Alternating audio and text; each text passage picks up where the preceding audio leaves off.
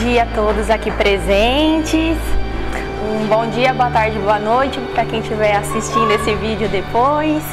É com muita alegria que a gente vai encerrar hoje o capítulo 17, né? Eu vou começar então a terceira parte desse capítulo do livro Obreiros da Vida Eterna. Aqui, nesse momento, eles estão lá no apartamento de Dona Albina, né? Fazendo, né, as pessoas lá encarnadas o culto do Evangelho, né, no lar. E como foi dito, né, lá no capítulo 11, foram apresentadas as pessoas as quais a expedição socorrista estaria amparando. Dentre elas, Dimas, o Fábio e agora aqui a Dona Albina, né?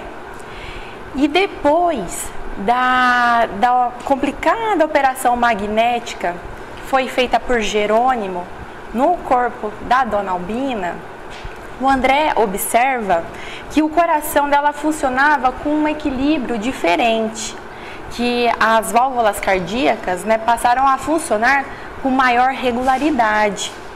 Cessou aquela aflição, né, aquela falta de ar que ela estava sentindo, aquele quadro doloroso de ficar olhando, e se deu de fato, né, ao efeito da prece. A Dona Albina se sentiu mais reconfortada, mais calma, olhou para as alunas dela que estavam ali presentes, né, junto com as filhas, e falou: nossa, como me sinto melhor. Motivos fortes possuía o apóstolo Tiago, recomendando a prece aos enfermos. A gente dá uma paradinha aqui nesse momento, né? O que aconteceu com a Dona Albina? Foi um milagre? Não, né, pessoal?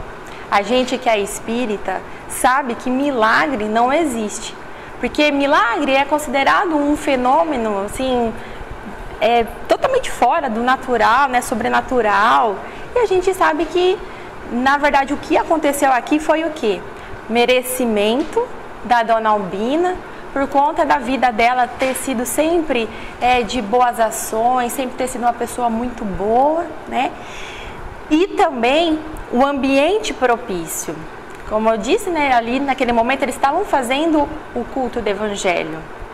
E além desse ambiente externo estar propício, o que também estava propício? Esse ambiente aqui. Quando André chega lá no apartamento, né, ali na parte 2, que a Leonor falou, o que ele fala? Ele encontra um espírito calmo e confiante. Então, tudo isso, né, foi que conseguiram então, né, a partir dos passes dessa operação magnética feita por Jerônimo e da equipe espiritual, faz com que a Dona Albina tenha essa melhora tão repentina. E a gente, falando um pouco a respeito desse tema de doença, né, eu queria trazer umas reflexões aqui pra gente, né? Quem é que acredita que o remédio, só o remédio em si, ele cura totalmente a gente? Não, né, pessoal? Não é só o remédio que faz isso, né? Os verdadeiros males, ele vai proceder sempre da onde? É do nosso coração. A nossa mente que é a fonte criadora. Então, de que vale o remédio se a gente prossegue triste, insatisfeito, sempre muito preocupado com as coisas, né? Se a gente pede o socorro, né, dos médicos, tanto médico aqui na Terra quanto dos benfeitores espirituais, sempre, né, a gente vive pedindo isso daí, mas do que adianta se é assim que a gente melhora, a gente já abandona esse tratamento, né? Ou abandona o remédio, ou abandona esses conselhos salutares que a gente tem recebido sempre, né? Eu conheço gente, inclusive, que para de tomar antibiótico, que é um remédio assim tão importante, antes da hora. Que a pessoa melhora e fala assim: não, já melhorei, não vou tomar não. O médico falou para eu tomar tudo isso de dia, mas não vou tomar tudo isso não, já tô melhor já. Então existe gente assim, né? Então, gente, como que a gente vai ter equilíbrio orgânico se a gente não sabe calar, se desculpar, se a gente não ajuda, não compreende, se a gente não se humilha para os desígnios superiores, se a gente não procura se harmonizar com todos que estão conosco nessa jornada. Por mais que se apressem, né, os socorristas do plano espiritual e até mesmo aqui da Terra, né, no nosso favor, nós mesmos muitas vezes acabamos devorando as nossas energias, né? Sendo assim, como a gente sabe, suicidas inconscientes. Porque a gente fica nesse processo, né? De muita preocupação, de lamúria, de tristeza. Às vezes a gente tem um problema, tá tão difícil resolver e a gente fica naquela, remoendo aquilo, né? Então, se a gente tá doente, por qualquer motivo que seja, gente, acima de qualquer coisa, a gente tem que aprender a tomar a medicação certinha, aprender a orar, entender, auxiliar e preparar o nosso coração para essa grande mudança. E como que a gente vai preparar o coração? Pega o caderninho e anota aí, gente. A gente tem que se desapegar de bens transitórios, buscar a simpatia pessoal, fugir à brutalidade, né? Ter aquele jeito assim mais bravo de ser e mais imperativo de ficar apontando o dedo para as coisas, julgando, né? Fugir disso. Praticar o amor fraterno, buscar a intimidade com a sabedoria pelo estudo e também pela meditação. Servir sempre, sempre e sempre. E se a gente trabalhar no bem, pessoal, a gente trabalhando no bem e estando convicto que a gente cultiva a verdadeira fé, a fé viva dentro dos nossos corações, assim a gente pode ter a certeza de que agora ou além, né, aqui agora na Terra, ou amanhã, ou no plano espiritual, o Senhor também nos levantará. Voltando aqui então para o estudo, as alunas da Dona Albina e as filhas ficaram assim super felizes, né, de ver essa melhora assim repentina dela, e já em seguida já iniciam uma oração agradecendo, né, agradecendo a Deus pela melhora. Uma coisa muito bacana da gente reparar, né, que logo em seguida elas nem esperaram, já agradecem. Nossa, meu Deus, obrigada, né? E aí, por ela estar se sentindo melhor, ela até aceita tomar um caldinho, né? Colocar alguma coisa na barriga, né? Aí o André pergunta para o Jerônimo, né? Ele começa então a ver que a Dona Albina melhorou, começa a assuntar, que a gente costuma falar, né? O Jerônimo, teria sido a súplica das discípulas o móvel da alteração? Quem sabe, né? Talvez lhes fizesse falta a venerável professora. Eu creio que a Dona Albina, então, né, pessoal, só para relembrar, ela era uma evangelizadora infantil, né, infantil ou da mocidade, vamos assim dizer, né, na igreja presbiteriana, né. E aí o André está perguntando isso por quê? Porque até então eles tinham ido, né, nessa expedição para desencarnar a Dona Albina, para ajudá-la no desligamento. E aí o Jerônimo, ele recebe então essa ordem de que na verdade era para estender por mais alguns meses a vida, né, a existência da Dona Albina no plano terreno. Então aí o André está perguntando sobre isso. E aí o Jerônimo responde que a intercessão das meninas, né, das alunas, trouxe a cota natural de benefícios comuns para Dona Albina, mas no entanto ela já cumpriu a sua tarefa junto delas, deu-lhes o que pôde, devotou-se o quanto devia.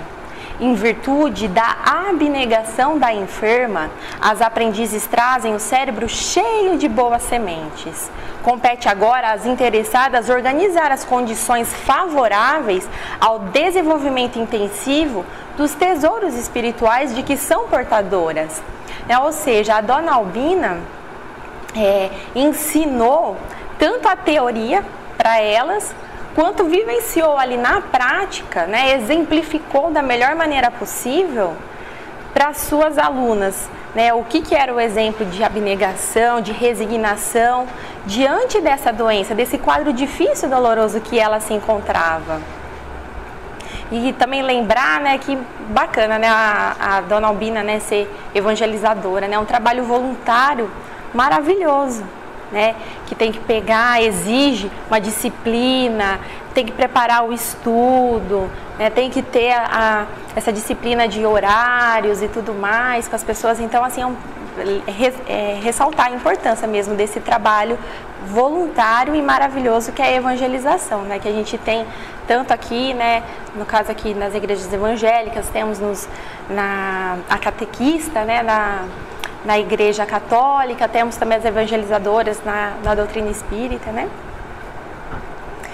Aí o André insiste em perguntar, então foi por causa da oração das filhas, né, que a Dona Albina então vai permanecer por mais tempo aqui?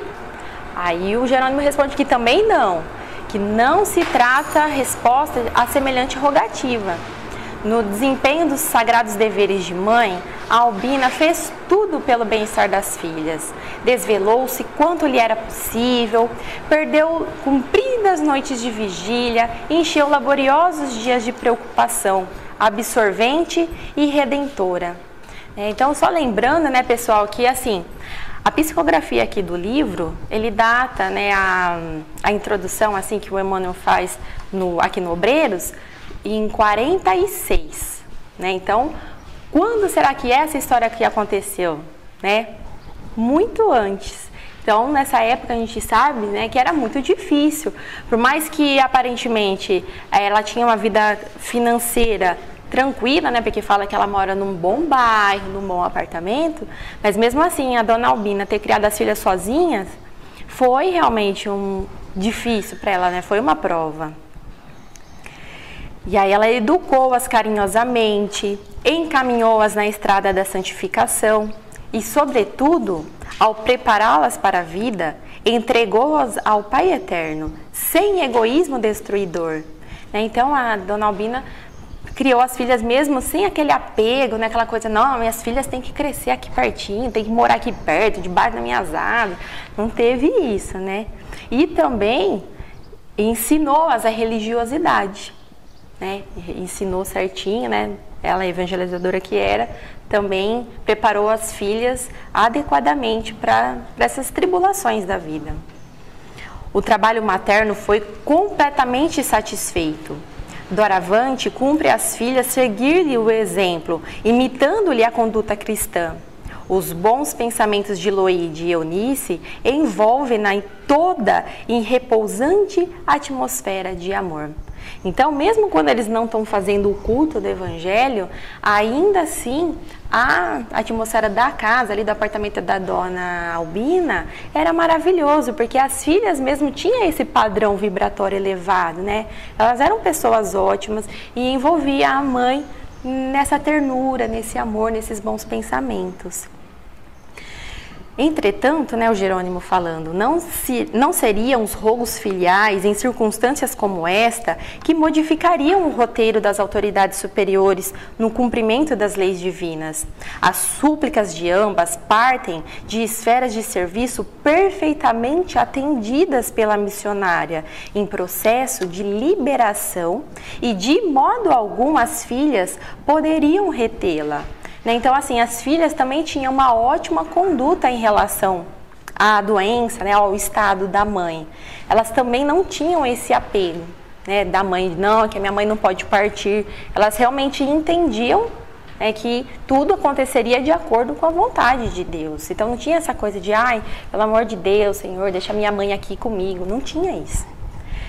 E aí, nesse instante, a enferma, né, a Dona Albina, confortada, né, pela essa melhora repentina, ela vira para a filha mais velha e diz, né, Loide, você acredita na possibilidade de trazerem um Joãozinho até aqui? Aí a Loide, né, pega o telefone, liga para o esposo dela, né, e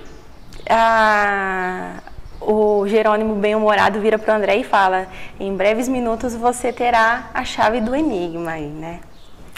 Aí eles continuaram, né, enquanto o Joãozinho não chegava, eles continuaram fazendo todo o socorro, da organização fisiológica da dona Albina, né? Não ficaram ali parados esperando, né? Continuaram ali trabalhando mesmo.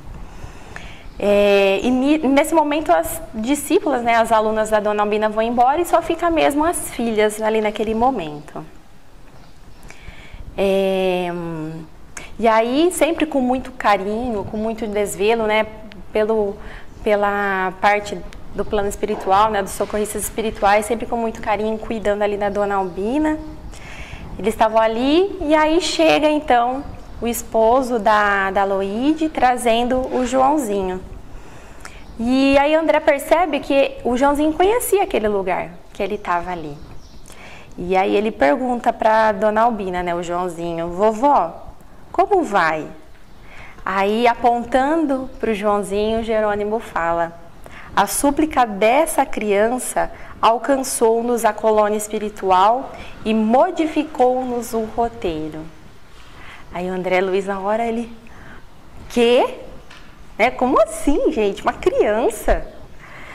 Aí Jerônimo fala, né? Não é neto consanguíneo da doente, embora se considere como tal. Ele, na verdade, é um órfão que abandonaram a porta logo após o nascimento e que a Loide mantém no lar desde que nossa irmã se recolheu à cama.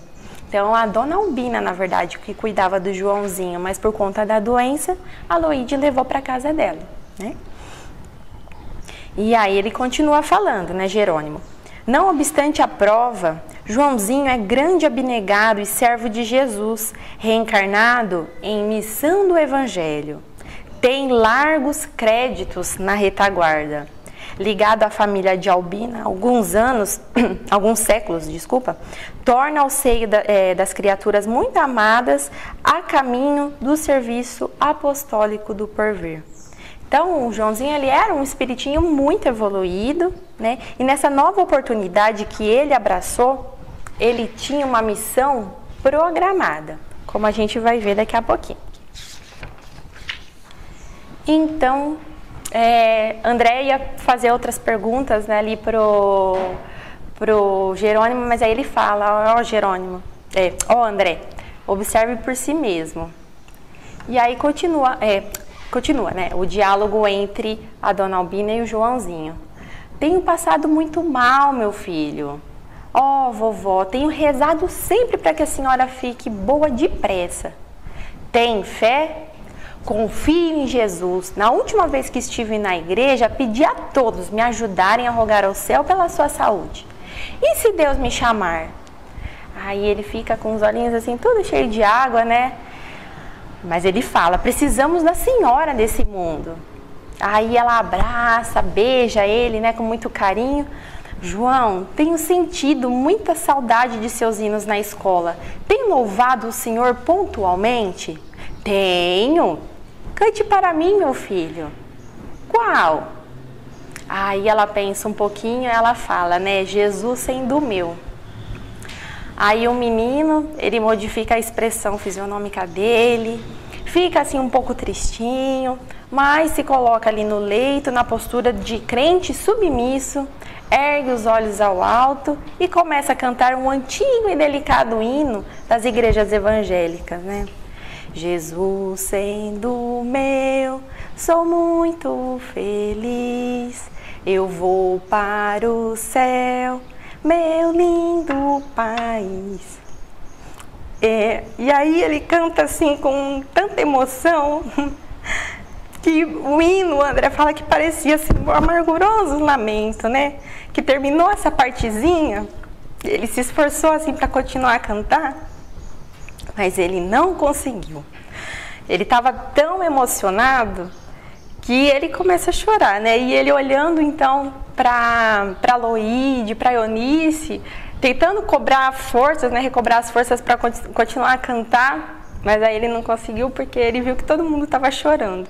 Até o André disse também que quando ele percebe, ele também estava emocionado, né? Aí ele fala: não, vovó, a senhora não pode ir para o céu, não pode, Deus não deixará. Aí a dona Albina fala: que é isso, João? E aí o Jerônimo fala, né? O menino tem razão, a Albina não irá mesmo dessa vez, né? Aí Jerônimo vira também pro André e pergunta: que nota você de particular em Loide? Reparo que aguarda alguém, uma filhinha que já entrevimos.